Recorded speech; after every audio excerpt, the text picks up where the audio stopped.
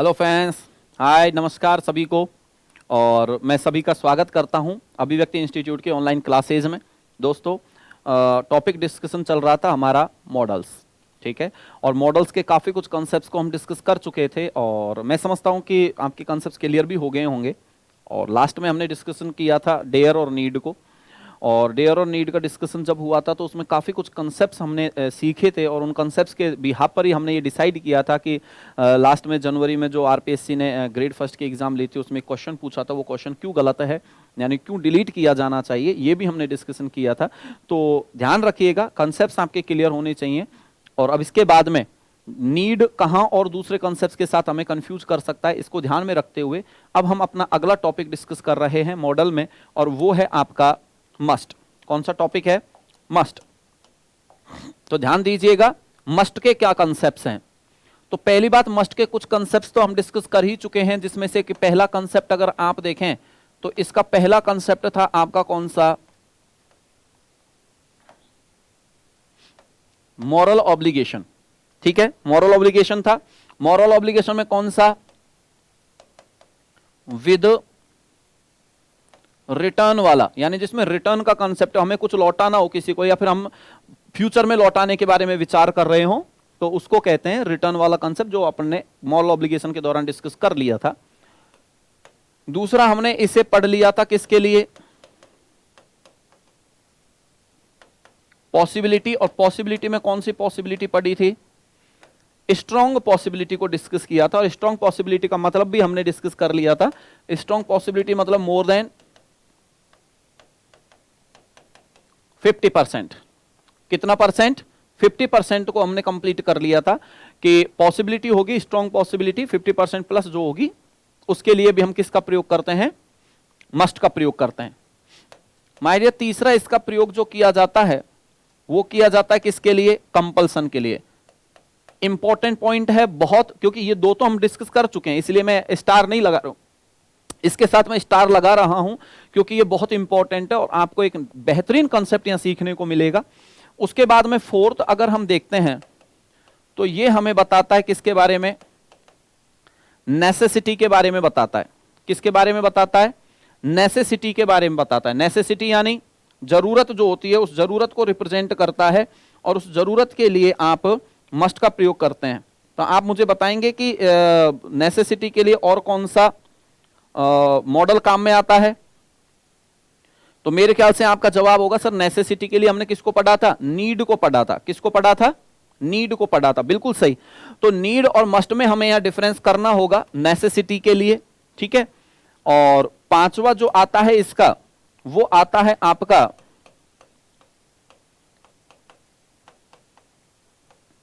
Prohibition के लिए। Prohibition का मतलब है जब आप इसका प्रयोग करोगे किसके साथ? नॉट के साथ। प्रोहिबिशन नॉट को रिप्रेजेंट करता है, ये आपको ध्यान रखना है। प्रोहिबिशन के लिए किसका प्रयोग होता है? मस्ट का। जब आप इसके साथ मस्ट के साथ क्या लगाओगे? नॉट लगाओगे, ठीक है। बाकी तो और भी बहुत हैं, जैसे आप श्योरिटी के लिए मस्ट का प्रयोग करते हैं, लेकिन बाकी सारी चीजें सब इन्हीं से बनी हुई हैं। जैसे कि आपके कंपल्सन से ही श्योरिटी बनी है, इसी प्रकार से प्रोहिबिशन से दूसरे कॉन्सेप्ट्स बन जाएंगे। बाकी इतना ज्यादा और हमें उलझने की जरूरत नहीं है। हमें अभी तो आपके 5 कॉन्सेप्ट्स याद रखने हैं। मॉरल ऑब्लिगेशन पढ़ चुके हैं हम, पॉसिबिलिटी पढ़ चुके हैं, कंपल्सन, नेसेसिटी और प्रोहिबिशन, ये 3 आपको विशेष रूप से समझने। तो प्रोहिबिशन भी बिल्कुल सिंपल है, इसका सेंटेंस मैं यहां लिखकर ही आपको कंप्लीट करवा देता हूं। जैसे आपसे कह दिया जाए, you must not cross the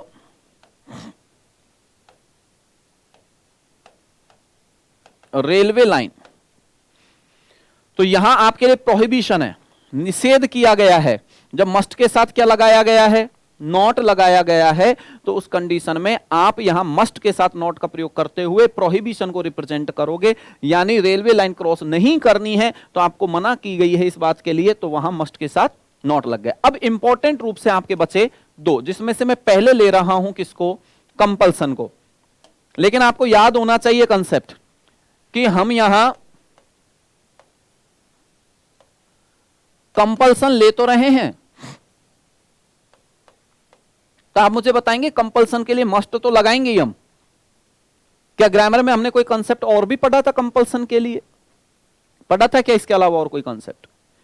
तो माय डियर ध्यान देना है आपको, कंपल्सन के लिए मैंने पिछली क्लास में भी आपको रिवाइज करवाया था और उससे पहले शुरू में भी आपको डिस्कस करवाया था जब मैं वर्ब की फॉर्म्स आपके साथ डिस्कस कर रहा था। और वर्ब की फॉर्म्स में first, second, third, fourth and fifth form हमने डिस्कस की थी और फिफ्थ फॉर्म में मैंने बताया था कि फिफ्थ फॉर्म 3 कंडीशन को रिप्रेजेंट करती है, पहला इंटेंशन, दूसरा कंपल्सन और तीसरा पर्पज। तो माय डियर कंपल्सन के लिए वहां हमने कहा था कि जब वर्ब की फिफ्थ फॉर्म के साथ हैज, हैव या हैड का प्रयोग किया जाता है तो वो कंपल्सन को रिप्रेजेंट करता है। तो सिंपल सा एक कंसेप्ट यहां निकल कर आया कि कंपल्सन के लिए 2 स्ट्रक्चर होती हैं। जब हम एक तो मस्ट और उसके प्लस में लगाएं क्या, बेयर इंफिनिटिव, यानी केवल रूट फॉर्म, ठीक है। और दूसरा जब आप हैज, हैव, हैड के बाद लगा देते हैं क्या, कॉमन इन्फिनिटिव, कॉमन इन्फिनिटिव यानी 2 प्लस वर्ब की रूट फॉर्म, ये लगा देते हैं। तो माय डियर ये स्ट्रक्चर भी आपको कंपल्सन रिप्रेजेंट करके बताती है, ठीक है। अब एग्जाम में क्वेश्चन कैसे पूछे जाते हैं उस पर हम डिस्कशन कर लेते हैं। जैसे कि मान लो आपको सेंटेंस एक तो ब्लैंक वाला पूछ लिया जाए, उसको कंप्लीट करना है। दूसरा आपको एक सेंटेंस पूरा दे दिया जाए, आपसे पूछ लिया जाए which model can be used in this sentence, यानी इस सेंटेंस में कौन सा मॉडल काम में आ सकता है। तीसरा आपसे क्वेश्चन पूछा जा सकता है विच concept and notion is being used in this sentence, इस सेंटेंस में कौन सा कॉन्सेप्ट और नोशन यूज किया जा रहा है, यह भी पूछा जा सकता है। तीनों को मैं आपको बता देता हूं। पहला आपसे क्वेश्चन किया जाता है he to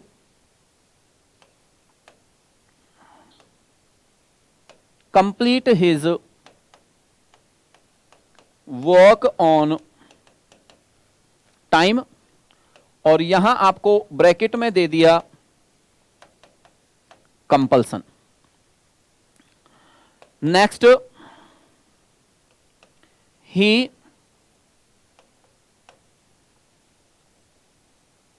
complete his work on time, और यहां भी आपको ब्रैकेट में दे दिया क्या, कंपल्सन दे दिया है, ठीक है। अब आपसे कहा गया कि इन दोनों सेंटेंसेज को करेक्ट फॉर्म ऑफ मॉडल और वर्ब जो भी है आप एप्रोप्रिएट वर्ड की सहायता से फिल कीजिए, ठीक है। तो अब यहां पर देखिए दोनों ही सेंटेंसेज में आपको कंडीशन फिल करनी है, किसकी, कंपल्सन की फिल करनी है। और कंपल्सन की यदि फिल करनी है तो फिर आप कंसेप्ट देखिए कंपल्सन के लिए, दिमाग में वही एक बिल्कुल इमेज बना लीजिए आप, फैक्ट टू फैक्ट चलिए। कंपल्सन के लिए आपको जब फैक्ट दे दिया, कंपल्सन के लिए फिल करना है हमें ब्लैंक के, तो कंपल्सन के लिए कितने स्ट्रक्चर आते हैं आपके पास, 2। एक तो मस्ट के बाद आ जाता है बेयर इंफिनिटिव, यानी जब टू नहीं आता सिर्फ रूट फॉर्म आती है। दूसरा हैज, हैव, हैड भी आ सकते हैं, लेकिन तब जब इनके बाद कॉमन इंफिनिटिव आ रही हो, यानी 2 प्लस रूट फॉर्म आ रही हो, यानी रूट फॉर्म से पहले क्या आ रहा हो, 2 आ रहा हो। अब इसको अप्लाई करते हैं, कितना सिंपल है, रूट फॉर्म आ गई, इससे पहले क्या आ गया, 2 आ गया, तो ये कौन सी इंफिनिटिव कहलाई, कॉमन इंफिनिटिव। और कॉमन इंफिनिटिव तब आती है जब आप हैज, हैव, हैड का प्रयोग करेंगे, बताएगा तो ये भी कंपल्सन। तो यहां दे रखा है क्या, ही, तो ही के साथ लगा देंगे हम यहां क्या, हैज का प्रयोग कर लेंगे। हेड नहीं लगेगा यहां क्योंकि पास्ट कंसेप्ट बताने वाला कोई कंसेप्ट नहीं दे रखा, जब तक स्पष्ट रूप से पास्ट कंसेप्ट को ना बता दिया जाए तब तक हम पास्ट फॉर्म का प्रयोग नहीं करेंगे, प्रेजेंट फॉर्म का ही प्रयोग करेंगे। तो माय डियर यहां हो गया he has to complete his work on time. Clear concept. इस सेंटेंस में देखते हैं तो सिर्फ कंप्लीट दे रखा है, टू नहीं लगा रखा है इसके साथ, तो यह है कौन सी, बेयर इंफिनिटिव। बनाना वही कंपल्सन है। बेयर इंफिनिटिव किसके साथ लगता है, दोनों में से देख लो, मस्ट के साथ लगता है। तो कितना सिंपल है ये देखिए, या मस्ट फिल कर देना है आपको, कंफ्यूज होना ही नहीं, आपको यही याद नहीं रखना है कि compulsion means must.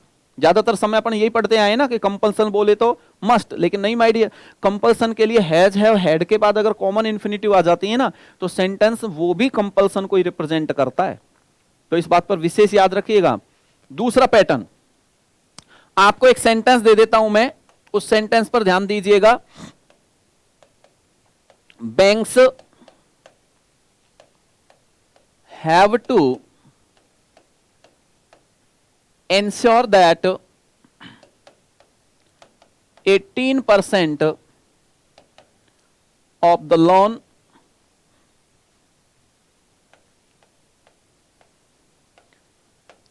is given by them to agricultural sector। ये सेंटेंस आपको दिया गया और आपसे पूछा गया कि which model can be used in this sentence, कौन सा मॉडल इसमें आ सकता है। तो आप देखिए यहां पर कंसेप्ट आया क्या, हैव। कौन सा कंसेप्ट आया, हैव। और यहां पर आ रही है इसके साथ में कौन सी इंफिनिटिव, कॉमन इंफिनिटिव आ रही है। और आपको अच्छे तरीके से पता है हैज, हैव और हैड के बाद जब भी कॉमन इंफिनिटिव आती है तो ये कंसेप्ट आपको बताने लग जाता है किसके बारे में, कंपल्सन के बारे में बताने लग जाता है। और कंपल्सन के साथ कौन सा मॉडल आता है, मॉडल की अगर बात करें तो सिर्फ कौन सा मॉडल आता है, मस्ट आता है। तो आंसर आपका जो होगा, आंसर होगा कि must can be used in this sentence. इस सेंटेंस में किसका प्रयोग हो सकता है, मस्ट का प्रयोग हो सकता है। एक क्वेश्चन ये है आपका।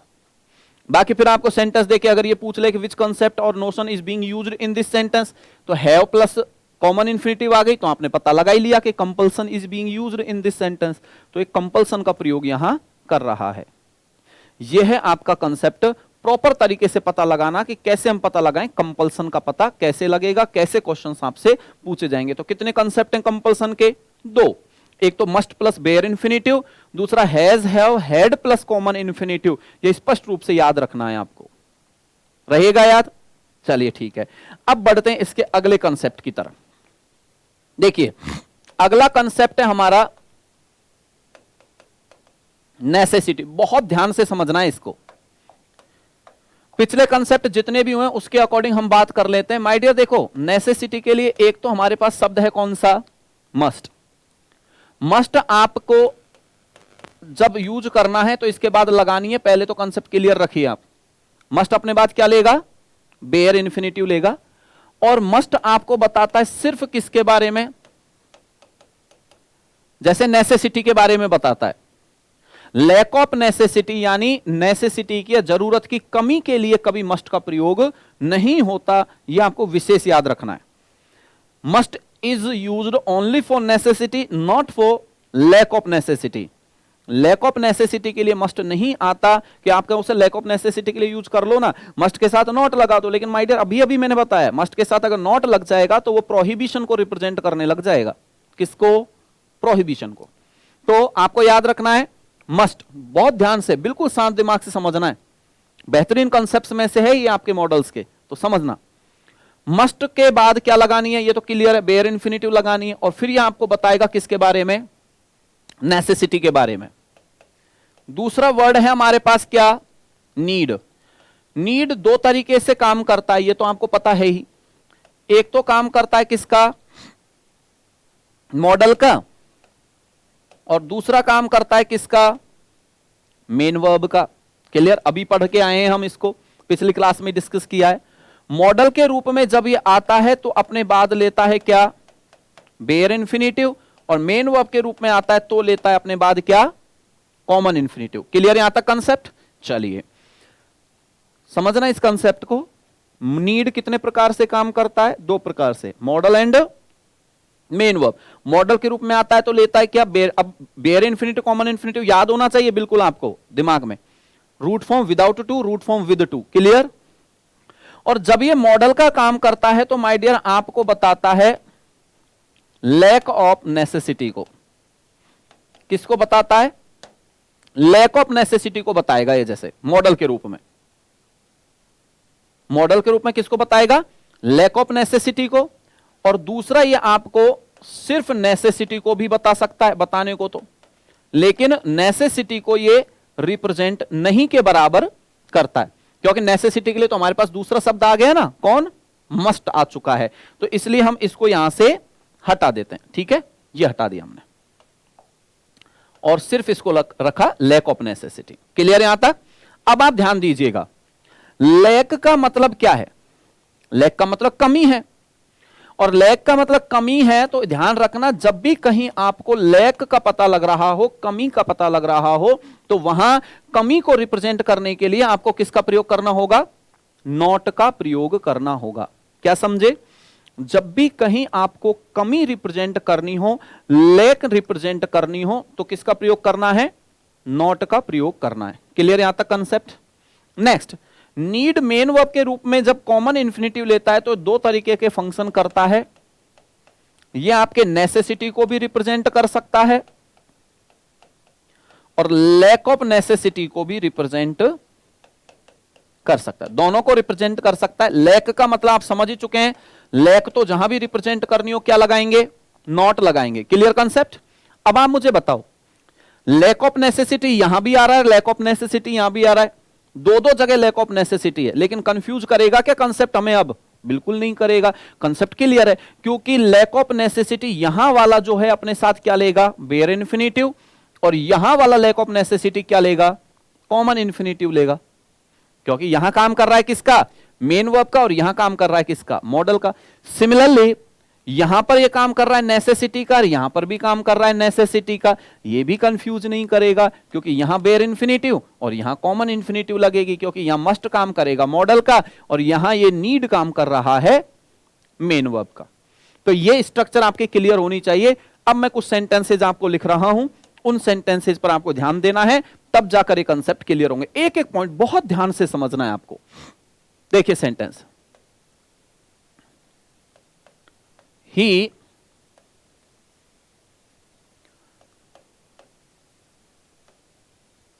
complete his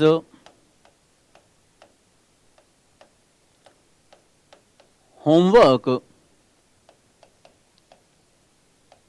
today as there will be no class in our school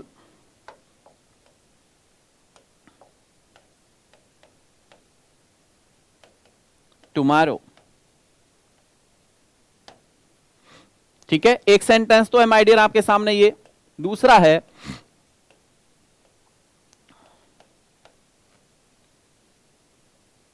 complete his homework today as there will be an inspection of our work in our school tomorrow। ठीक है, एक सेंटेंस और है आपके पास, ही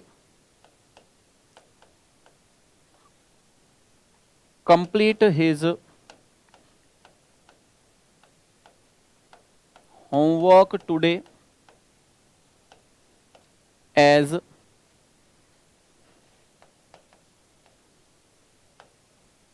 there will be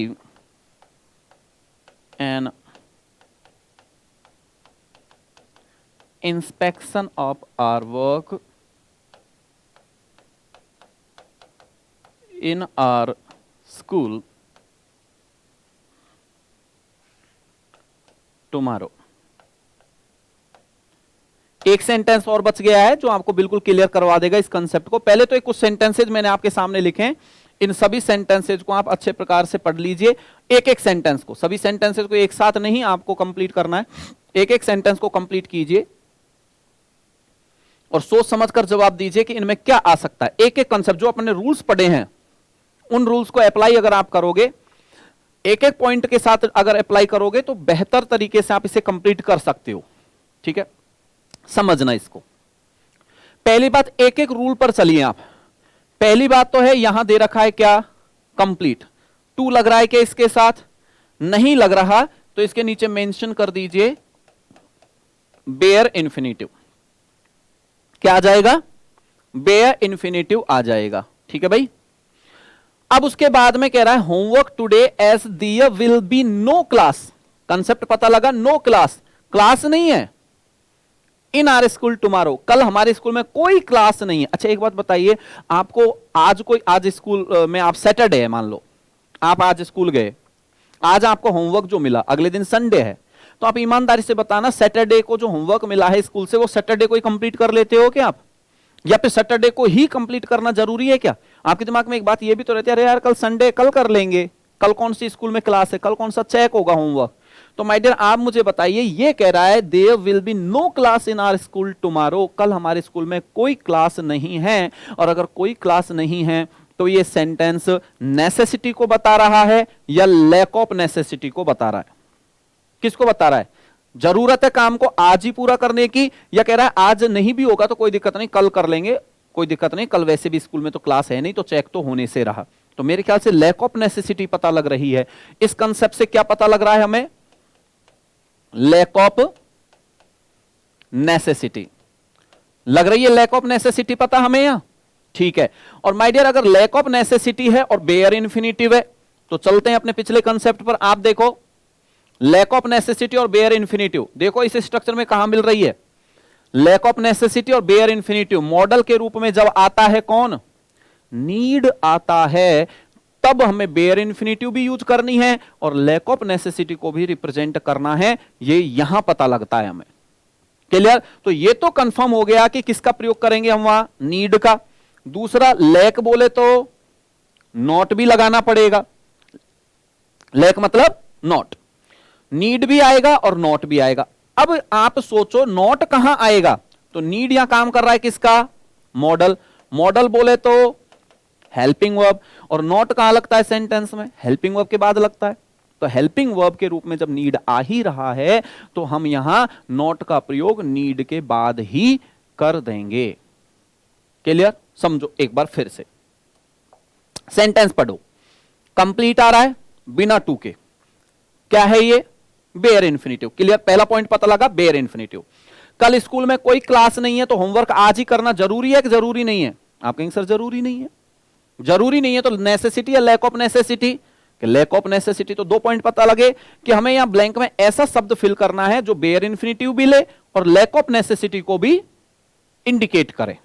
तो फिर हमने यहां अपने पिछले कंसेप्ट में ही पढ़ा था कि देखो बेयर इन्फिनिटिव तो मस्ट भी लेता है, लेकिन ये सिर्फ किसको बताता है? नेसेसिटी को। लेकिन नीड जब मॉडल के रूप में आता है तब ये बेयर इन्फिनिटिव लेता है, हमें बताता है क्या? Lack of necessity. और लैक जब रिप्रेजेंट करनी हो तो किसका प्रयोग करना पड़ेगा? नॉट का।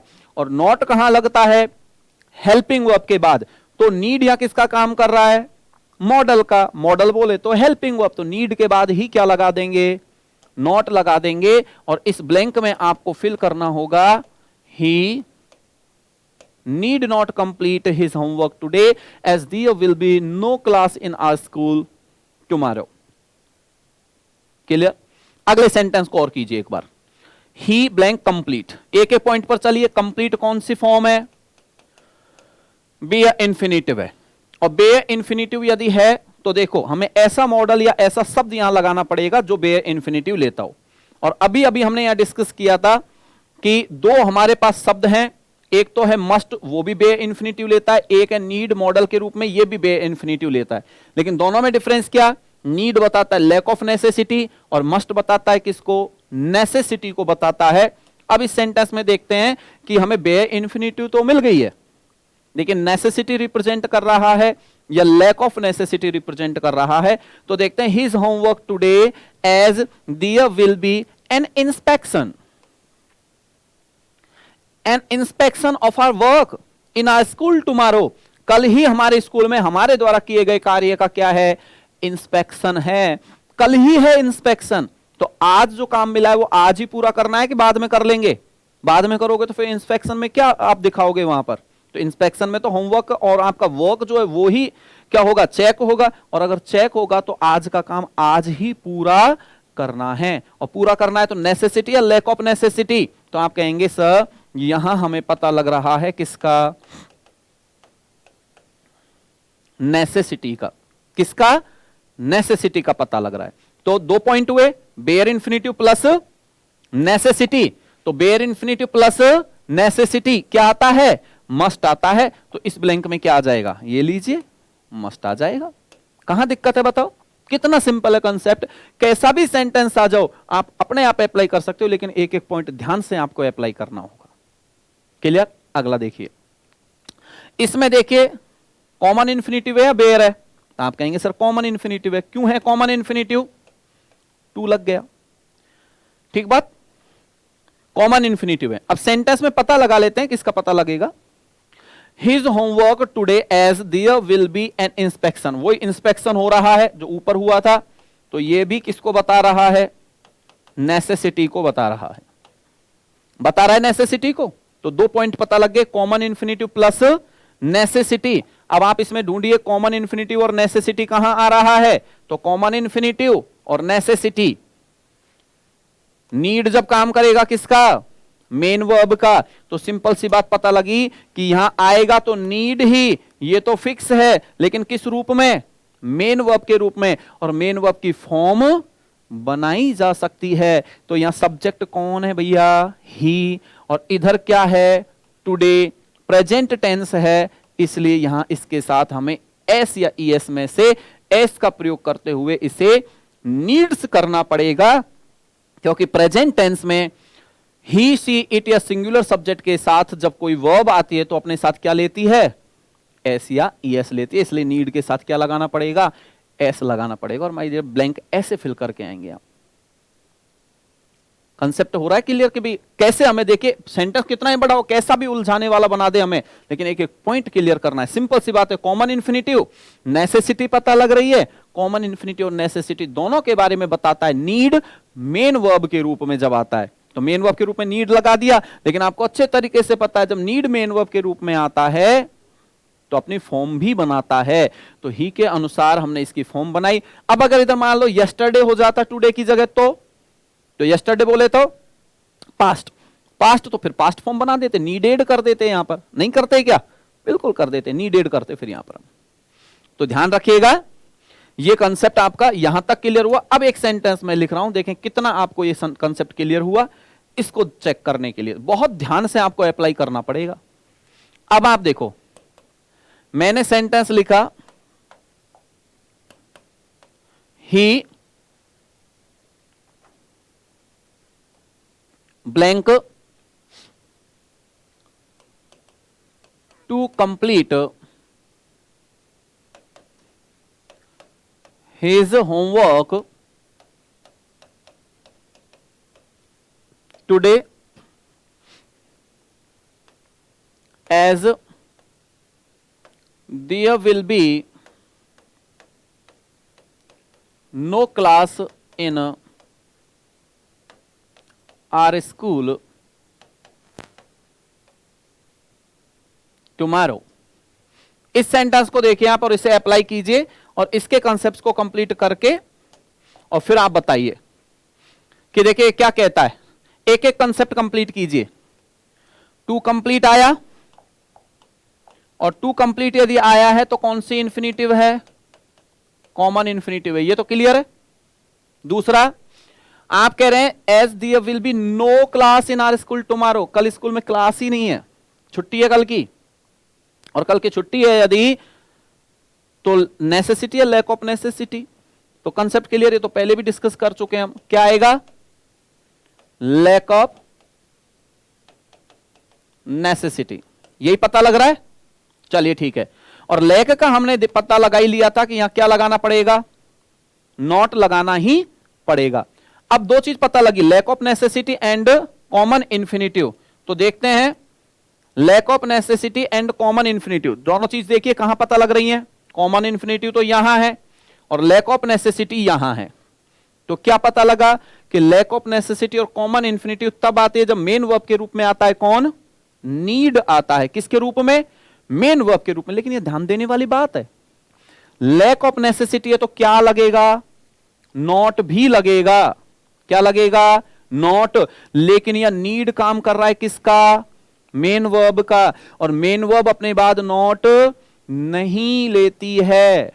नॉट तो कौन लेता है, हेल्पिंग वर्ब लेती है। तो इसीलिए अब आपको ध्यान रखना है कंसेप्ट क्या होगा कि एक चीज तो एक कंप्लीट हो चुकी कि नॉट भी लगना है और नीड भी लगना है, दोनों लगने हैं। नीड लगनी है किस रूप में? मेन वर्ब के रूप में, और नॉट लगना ही है। लेकिन नॉट मेन वर्ब के बाद नहीं लगता, किसके बाद लगता है? अपने से पहले क्या लेगा? ये हेल्पिंग वर्ब लेगा। लेकिन नीड तो मेन वर्ब का काम कर रहा है। अब क्या करें? तो क्या करें? क्या सेंटेंस पढ़ो और सेंटेंस पता लगाओ किस टेंस में है। तो पता लगा यहां आ रहा है क्या? टुडे, और टुडे आ रहा है तो आपका टेंस हो गया कौन सा? प्रेजेंट सिंपल हो गया है, क्योंकि इसमें और कोई कंटिन्यूटी वगैरह पता नहीं लग रही है, तो इसलिए हम प्रेजेंट सिंपल मानेंगे इसमें। और प्रेजेंट सिंपल की, प्रेजेंट इंडेफिनिट की हेल्पिंग वर्ब क्या होती है? डू एंड डज होती है। क्या होती है? डू एंड डज होती है। तो यहां पर ही के साथ क्या लगेगा? पहले तो हेल्पिंग वर्ब लगाओ डज, और फिर हेल्पिंग वर्ब के प्लस में लगाओ नॉट, और फिर मेन वर्ब के रूप में लगाओ नीड। माय डियर, ब्लैंक ऐसे फिल होगा ये। मेरे ख्याल से ये थोड़ा सा आपको करेगा अरे सर ये तो बहुत ही खतरनाक काम हो गया। तो चलो बहुत सिंपल है, सिंपल तरीके से आप इसे अप्लाई कर लीजिए। सिंपल याद रखो, लैक ऑफ नेसेसिटी बोले तो नॉट लगाना है। कॉमन इन्फिनिटिव आ रही है तो नीड करेगा किसका काम? मेन वर्ब का। अब नॉट आप मेन वर्ब के बाद तो लगाने से रहे, सिंपल रूल्स हैं आपको याद हैं पूरे। नॉट तो लगता है किसके बाद? हेल्पिंग वर्ब के बाद। क्लियर यहां तक? तो हेल्पिंग वर्ब हमें सेंटेंस से पहचाननी है। जैसे एक सेंटेंस लिख रहा हूं, इसको इंप्रूव करवाने के लिए आप मुझे बताना क्या आएगा। ही, बहुत ध्यान से करना है। To go there yesterday as the meeting had already put off। ये सेंटेंस आपको दिया गया और कहा गया भैया सेंटेंस के ब्लैंक को फिल करो, देखे क्या आएगा। तो एक एक पॉइंट ध्यान से समझते हुए चलना। क्या आया? टू गो, कॉमन इंफिनिटिव है। क्लियर बात? दूसरा आप कह रहे हैं कि दे यस्टरडे, तो यस्टरडे यहीं से कंसेप्ट क्लियर करते चलो। यस्टरडे बोले तो पास्ट टेंस, क्लियर हुआ। As the meeting had already put off, meeting already क्या हो चुकी थी? स्थगित हो चुकी थी। अच्छा एक बात बताओ, मीटिंग अगर स्थगित हो गई है तो जाना जरूरी था या नहीं था? ये तो मीटिंग स्थगित हो गई तो फिर जाना ही क्यों है? तो कौन सा कंसेप्ट है? नेसेसिटी या लैक ऑफ नेसेसिटी? ये हो गया आपका lack of necessity. Concept clear?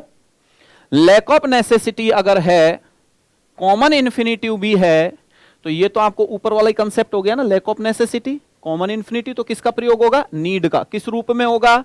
Main verb के रूप में होगा। साथ में लैक है इसलिए क्या लगेगा? नॉट भी लगेगा। लेकिन नॉट मेन वर्ब के रूप में लगे नहीं, और मेन वर्ब के बाद लगेगा नहीं, क्योंकि नीड यहां किसका काम कर रहा है? मेन वर्ब का। तो हमें नॉट के लिए लगानी पड़ेगी एक हेल्पिंग वर्ब। क्या लगानी पड़ेगी? Helping verb. अब नीड ने तो मना कर दिया, भैया मैं तो अपने बाद इसको लगा नहीं सकता। कि भैया क्यों नहीं लगा सकता? तो कि भैया मैं तो मेन वर्ब हूं, मैं अपने बाद नॉट थोड़ी लगा सकता हूं। तो कौन लगाता है? कि हेल्पिंग वर्ब। कि तो भाई हमारे पास हेल्पिंग वर्ब तो है ही नहीं। कि तो मैं क्या करूं इसमें? ढूंढ लो अपनी हेल्पिंग वर्ब सेंटेंस से। कि तो ठीक है चलते हैं हम सेंटेंस के पास। सेंटेंस में आ रहा है क्या? यस्टरडे। यस्टरडे बोले तो पास्ट टेंस, पास्ट टेंस की हेल्पिंग वर्ब क्या होती है? डिड। ये लो हेल्पिंग वर्ब, फिर लगा देंगे नॉट, और फिर नीड को लगा देंगे मेन वर्ब के रूप में, और हो गया सेंटेंस आपका क्लियर। ऐसे कंप्लीट करते हैं। नीड जब मॉडल के रूप में आए, मेन वर्ब के रूप में आए, और मस्ट का प्रयोग इनके साथ किया जाए, तो कैसे इनमें डिफरेंस करेंगे? माय डियर, इन सभी सेंटेंसेस से और कंसेप्ट से आपको क्लियर करना है। मैं समझता हूं अब इसके बाद में आपका कोई कंसेप्ट नेसेसिटी और लैक ऑफ नेसेसिटी से तो बिल्कुल आपको कंफ्यूज नहीं करेगा, और कोई कंफ्यूजेबल कंसेप्ट आपका नहीं बचेगा। रिवीजन कीजिए, एक्सरसाइज कीजिए, फिर इसकी एक्सरसाइज और जब हम करेंगे तब इस प्रकार के सेंटेंस आएंगे, वहां और आपका रिवीजन हो जाएगा और आप अच्छे से इस कंसेप्ट को कंप्लीट कर लोगे। यहां आकर आपका मस्ट कंप्लीट हुआ। अब आपका बचा है यूज्ड। वो भी बहुत अच्छा कंसेप्ट है, तो उसमें तो बहुत ही तरीके से आपको ध्यान देना। उससे पहले के सारे कंसेप्ट आपके रिवाइज हो जाने चाहिए। फिर यूज्ड कंप्लीट करते हुए फिर तो और कोई अपना मॉडल बचा नहीं, क्योंकि ऑट था, ऑट अपन ऑलरेडी कंप्लीट कर ही चुके हैं। डेयर और नीड था, डेयर और नीड कंप्लीट कर चुके हैं, फिर बस वुड बचेगा, तो वुड को अपन यूज्ड कंप्लीट करते ही वुड की कंडीशन लिखनी है केवल हमें, और उसके एग्जांपल्स लिखने, जिसका कोई बड़ा इशू नहीं है। मोस्ट प्रोबेबली नेक्स्ट क्लास में आपका मॉडल टॉपिक हम कंप्लीट करके फिर इसके एक्सरसाइज करेंगे, ठीक है। तो इनको रिवाइज करते रहिए, इनको रिवाइज करके कंसेप्ट्स को बार बार इन सेंटेंसेज को, इनके कंसेप्ट्स को कंप्लीट करते हुए, पढ़ते हुए आपको ये अप्लाई करने हैं, जिससे कि नेक्स्ट क्लास में यूज्ड को आप बिना किसी परेशानी के समझ सकें, ठीक है। तो रिवाइज करते रहिए, अगली क्लास में नए पॉइंट के साथ, यूज्ड के साथ आपसे फिर मिलूंगा। Thank you.